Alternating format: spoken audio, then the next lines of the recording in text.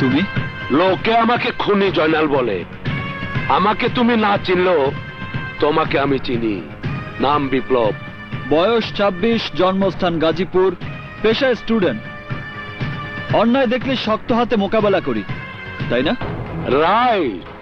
সিনেমার স্টাইলে হিরোর মতন তুমি চলাফেরা করো, বন্ধুকে কান পড়া দিয়ে মারপিট করাও, সব আমি জানি।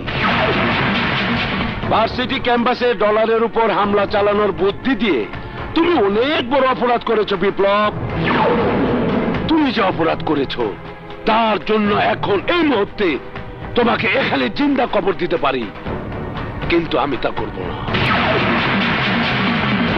যাদের সামনে ডলারকে তুমি অপদস্থ করেছো, কাল সকালে তাদের সামনে দাঁড়িয়ে হাত জোর করে তোমাকে ক্ষমা চাইতে হবে। যদি বাঁচতে চাও আমি যা বলছি তাই তোমাকে করতে হবে, না হলে লস্কর তোমাকে বাঁচতে দিবে না। বুঝতে পেরেছ? না আবার বলতে হবে?